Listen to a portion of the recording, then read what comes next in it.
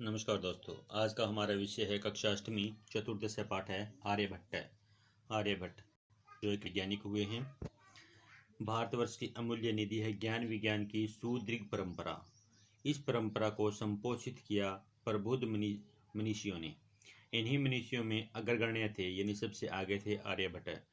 दशमलव पद्धति आदि के प्रारंभिक प्रयोक्ता आर्यभट्ट ने गणित को नई दिशा दी है। इन्हें एवं इनके परिवर्तित सिद्धांतों को तत्कालीन रूढ़िवादियों का विरोध झेलना पड़ा। यानी उस समय के जो रूढ़िवादी लोग थे उन्होंने इनका विरोध किया था।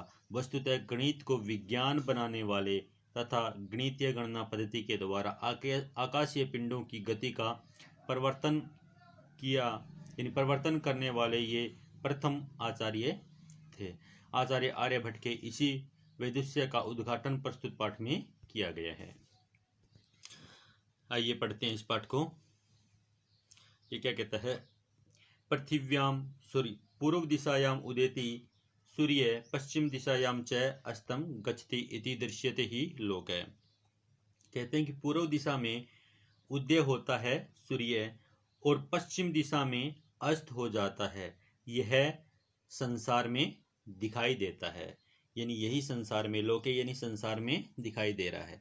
परम न अनेन अबोध्यम अस्ति यत् सूर्यो गतिशील इति।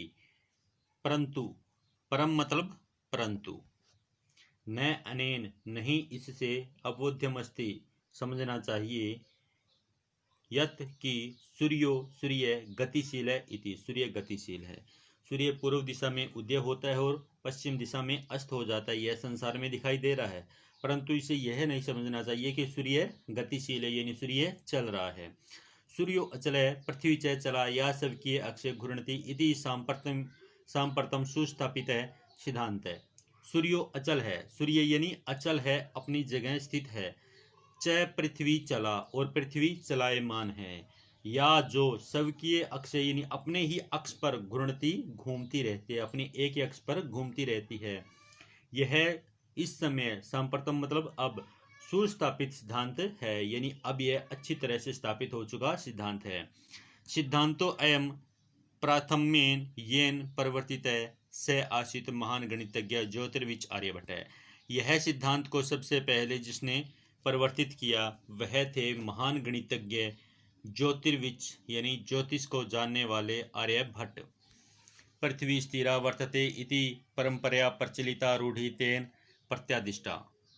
पृथ्वी यानी पृथ्वी स्थिरा स्थिर है, वर्तते है, पृथ्वी स्थिर है, पृथ्वी एक जगह पर टिकी हुई है, स्थिर है। पृथ्वी जो है वो अपने एक ही जगह पर टिकी हुई है, यानी घूमती नहीं है। इति यह परंपरा से, इस परंपरा से प्रचलित रूढ़ि, जो रूढ़ि आ रही थी तेन उसके द्वारा प्रत्यादिष्टा परिवर्तित की गई है। यानी किसके द्वारा की गई है? आर्यभट्ट के द्वारा। आर्यभट्ट ने क्या किया है कि जो पहले सिद्धांत था कि पृथ्वी स्थित है, यह रूढ़ि चलती आ रही थी, इस रूढ़ि का उन्होंने परिवर्तन कर दिया। यानी उन्होंने इस रूढ़ि पर क्या किया कि इसको बदल दिया। अब क्या कहते हैं कि प्रत्यावर्तित मतलब उन्होंने प्रत्यादिष्टा इन्होंने खंडन किया। इस रूढ़ि का उन्होंने क्या कर दिया था? खंडन कर दिया था। पृथ्वी स्थिर है, इस परंपरा से चलती आ रही रूढ़ि का उन्होंने क्या किया था? खंडन किया था। तेन उदाहरितम यत् गतिशीलायाम नौकायाम उपविष्ट मानव नौकाम स्थिराम अनुभवति अन्यान च पदार्थान गतिशीलान अवगच्छति। यह क्या कहता है कि एक उदाहरण देता है। उदाहरण क्या कहता है कि उसके उदाहरितम यानी तेन उसके द्वारा उदाहरितम उदाहरण दिया गया है कि गतिशील नौका में बैठा हुआ मानव नौका को स्थिर अनुभव करता है। अगर नाव चल रही है, उस नाव में मानव है, तो वह उस नाव को स्थिर अनुभव करता है कि यह चल नहीं रही है। अन्यान च पदार्थान और अन्य पदार्थों को गतिशील अवगति समझता है। और जो आसपास के अन्य पदार्थ होते हैं वह उनको क्या समझता है कि ये चल रहे हैं।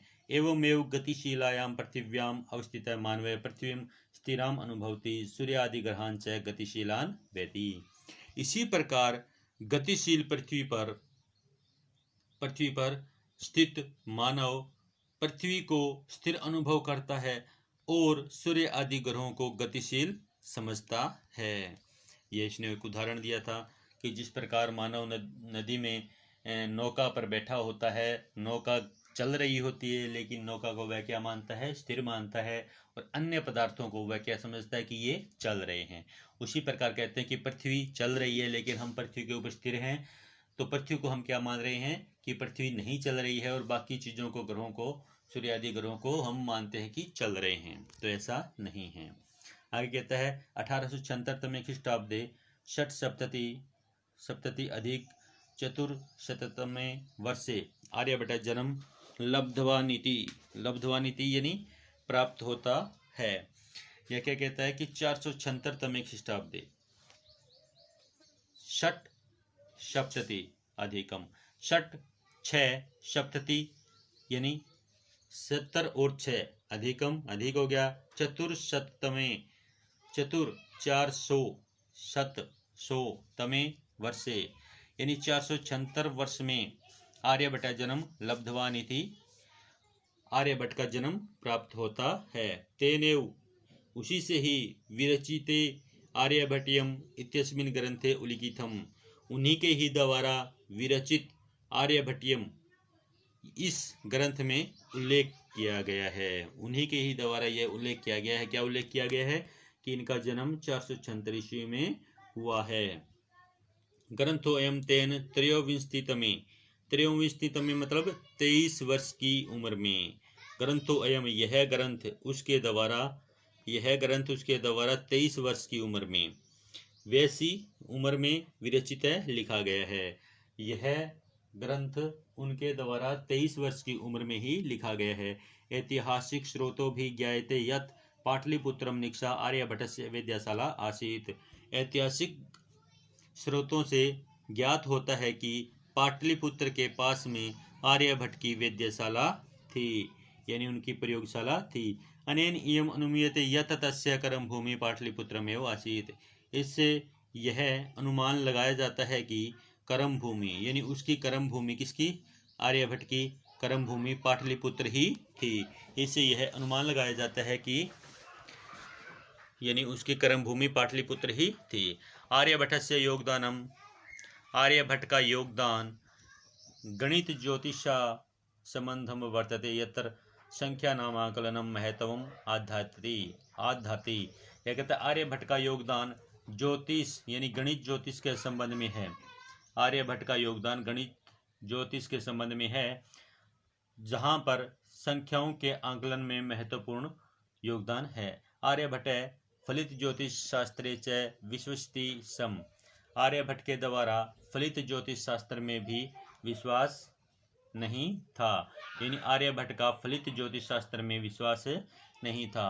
गणितीय पद्धत्याकृतम आंकलनम आधृत्य एव तेन प्रतिपादितम यत् ग्रहणे राहु केतु नाम को दानवो नास्ति कारणम। यह कहते हैं कि गणितीय पद्धति के द्वारा किए गए आंकलन पर आधारित ही उनके द्वारा प्रतिपादित किया गया कि ग्रहणे यानी ग्रहण लगने में, जिस प्रकार ग्रहण लगता है कि सूर्य ग्रहण है, चंद्र ग्रहण है, उसमें राहु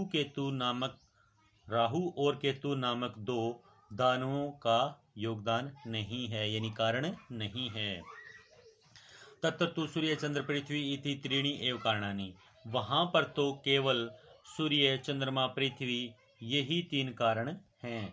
क्या कारण हैं? सूर्य, पृथ्वी और चंद्रमा, ये तीनों ही कारण हैं सूर्य ग्रहण और चंद्रमा ग्रहण में। सूर्यम प्रीत है यह क्या कहता है कि सूर्यम प्रीत है, सूर्य के चारों ओर भ्रमंत्या घूमते हुए पृथ्वी के चंद्रस्य चंद्रमा के परिक्रमा पथ के द्वारा संयोगात ग्रहणम भवति। यह क्या कहता है कि सूर्य के चारों ओर घूमते हुए पृथ्वी के चंद्रमा के परिक्रमा पथ में आ जाने से या संयोग हो जाने से ग्रहण होता है। क्या होता है कि सूर्य के चारों ओर घूमते हुए पृथ्वी चंद्रमा के परिक्रमा पथ में आ जाता है, यानी पृथ्वी सूर्य और चंद्रमा के बीच में आ जाती है, तब वहाँ पर ग्रहण होता है। यदा पृथिव्या छायापातेन चंद्रस्य प्रकाशस्य अवरुध्यते तदा चंद्रग्रहणं भवति। जब पृथ्वी की छाया गिरने से चंद्रमा का प्रकाश रुक जाता है तब वहां पर चंद्र ग्रहण होता है। चंद्र ग्रहण कब होता है? जब पृथ्वी की छाया चंद्रमा पर पड़ती है तो वहां पर क्या हो जाता है? चंद्र ग्रहण होता है। तथैव पृथ्वी सूर्योः मध्ये समागतस्य चंद्रस्य छायापातेन सूर्यग्रहणं दृश्यते। इसी प्रकार पृथ्वी और सूर्य के बीच में आने से चंद्रमा की छाया पड़ने से सूर्य ग्रहण होता है। यानी सूर्य और पृथ्वी के बीच में जब चंद्रमा आ जाता है तो वहां पर क्या होता है? सूर्य ग्रहण होता है। आगे आता है समाजे नूतनानां विचाराणां स्वीकरणे प्राय सामान्य जनाः काठिन्यम अनुभवन्ति। समाजे समाज में नूतनानां नए विचाराणां विचारों की स्वीकरणे स्वीकार करने में, समाज में नए विचारों को स्वीकार करने में प्राय सामान्य लोगों को कठिनाई का अनुभव करना पड़ता है, यानी कठिनता को सहन करना पड़ता है। भारतीय ज्योतिष शास्त्रे तथैव आर्यभट्टस्यापि विरोधः अभवत्। भारतीय ज्योतिष शास्त्र में भी उसी प्रकार आर्यभट्ट का भी विरोध हुआ। तस्य सिद्धांतः उपेक्षिता, उसके सिद्धांतों को उपेक्षित किया गया है, यानी नहीं माना गया। स पंडित मन्यानाम उपहास पात्रम जाता है, उसने पंडित माने जाने वाले यानी अपने आप को पंडित माने जाने वाले लोगों के द्वारा उपहास का पात्र बने। पुनरअपि तस्य दृष्टि ही कालातिगामिनी दृष्टा, फिर से भी उसकी दृष्टि कालातिगामिनी दृष्टा यानी समय को पहचानने वाली मानी गई। आधुनिक वैज्ञानिकों के द्वारा उस पर तस्य च और उसके सिद्धांते समादर प्रकटित है, उसके सिद्धांत पर आदर प्रकट किया गया है। यानी आधुनिक वैज्ञानिकों के द्वारा उस पर और उसके सिद्धांतों पर आदर प्रकट किया गया है। अस्मादेव कारणात् अस्माकं प्रथमोपग्रहस्य नाम आर्यभट्ट इति कृतम्। इसी कारण से ही हमारे पहले उपग्रह का नाम आर्यभट्ट यह किया गया है। वस्तुतः भारतीयायाः गणित परंपरायाः अथ च विज्ञान परंपरायाः असौ एक शिखर पुरुष आसीत्। वास्तव में भारतीयों के लिए या भारतीयों का गणित परंपरा के अथच और इसके विज्ञान परंपरा के यह एक शिखर पुरुष थे। वास्तव में भारतीय गणित परंपरा के और वैज्ञानिक परंपरा के यह एक शिखर पुरुष थे। इस प्रकार से यह पाठ हमने पढ़ लिया है। एक बार फिर से इसकी हिंदी देख लेते हैं। हिंदी देखेंगे इसकी। कहते हैं कि सूर्य पूर्व दिशा में उदय होता है और पश्चिम दिशा में अस्त हो जाता है, यह संसार में देखा जाता है। परंतु इसे यह समझना नहीं चाहिए कि सूर्य गतिशील है। सूर्य अचल है, पृथ्वी चलायमान है, यह अपने अक्ष पर घूमती है। यह इस समय सुस्थापित सिद्धांत है। यह सिद्धांत सबसे पहले जिसने परिवर्तित किया वह थे महान गणितज्ञ ज्योतिष को जानने वाले आर्यभट्ट। पृथ्वी स्थिर है, इस परंपरा की चलती रही रूढ़ी का उन्होंने खंडन किया। उन्होंने एक उदाहरण दिया कि गतिशील नौका में बैठे हुए मानव को नौका स्थिर अनुभव होती है और अन्य पदार्थ उसके आसपास होते हैं वह गतिशील लगते हैं। इसी प्रकार गतिशील पृथ्वी पर स्थित मानव पृथ्वी को स्थिर अनुभव करता है और सूर्य आदि ग्रहों को चलायमान समझता है। 1896 ईस्वी में उनका आर्यभट्ट का जन्म प्राप्त होता है। उन्हीं के द्वारा लिखे हुए आर्यभट्टीय में यानी आर्यभट्टियम इस ग्रंथ में उल्लेखित है। यह ग्रंथ उन्होंने 23 वर्ष की आयु में लिखा था। ऐतिहासिक स्रोतों के द्वारा ज्ञात होता है कि पाटलिपुत्र के निकट यानी पास में उन आर्यभट्ट की वेधशाला थी। इससे यहाँ पर अनुमान लगाया जाता है कि उनकी कर्मभूमि पाटलिपुत्र ही थी। आर्यभट्ट के योगदान गणित और ज्योतिष के संबंध में है, जहाँ पर संख्याओं के आकलन को महत्व दिया गया है। आर्यभट्ट फलित ज्योतिष शास्त्र में विश्वास नहीं रखते थे। गणितीय पद्धति में किए गए आकलन के आधार पर ही उन्होंने प्रतिपादित किया कि ग्रहण में यानी ग्रहण लगने में राहु और केतु दो दानवों का कारण नहीं है। वहां पर तो सूर्य, चंद्रमा और पृथ्वी ये तीनों ही कारण हैं। सूर्य के चारों ओर घूमते हुए पृथ्वी चंद्रमा के परिक्रमा पथ में संयोग से ग्रहण होता है, यानी एक दूसरे के रास्ते में आ जाने से यहाँ पर ग्रहण होता है। जब पृथ्वी की छाया पड़ने से चंद्रमा का प्रकाश रुक जाता है तब चंद्र ग्रहण होता है। उसी प्रकार पृथ्वी और सूर्य के बीच में आने से चंद्रमा की छाया पड़ने से सूर्य ग्रहण होता है। समाज में नए विचारों को स्वीकार करने में प्राय सामान्य लोगों को कठिनता का अनुभव होता है। भारतीय ज्योतिष शास्त्र में भी उसी प्रकार आर्यभट्ट का भी विरोध होता है। उनके सिद्धांतों की उपेक्षा की जाती है और वहाँ पर क्या होता है कि वह पंडित लोगों के माने जाने वाले पंडित लोगों के उपहास का पात्र बनता है। फिर भी उसकी दृष्टि काल को पहचानने वाली यानी समय बहुत दूर की दृष्टि पहचानने की मतलब फिर से भी उसकी दृष्टि कालातिगामिनी मानी गई है यानी देखी गई है। आधुनिक वैज्ञानिकों के द्वारा यानी आधुनिक वैज्ञानिक जो हैं उन्होंने उसमें और उसके सिद्धांतों में आदर प्रकट किया है, यानी आर्यभट्ट में और आर्यभट्ट के सिद्धांतों में आदर प्रकट किया है। इसी कारण से ही हमारे पहले उपग्रह का नाम आर्यभट्ट किया गया है। वास्तव में भारतीय गणित परंपरा में और विज्ञान परंपरा में यह एक शिखर पुरुष थे। आर्यभट्ट एक शिखर पुरुष थे। हमने इनका एक बार शब्दार्थ और देख लेते हैं। लोके होता है संसार में, अवबोध्यम समझने योग्य, जानने योग्य, जानना चाहिए। अचल है स्थिर, अचल होता है स्थिर यानी गतिहीन जिसमें गति ना हो। चला होता है चलायमान या गतिशील, सबकी अपने अक्ष पर यानी धुरी पर घूर्णती घूमती है। सुस्थापित है, भली भांति स्थापित है।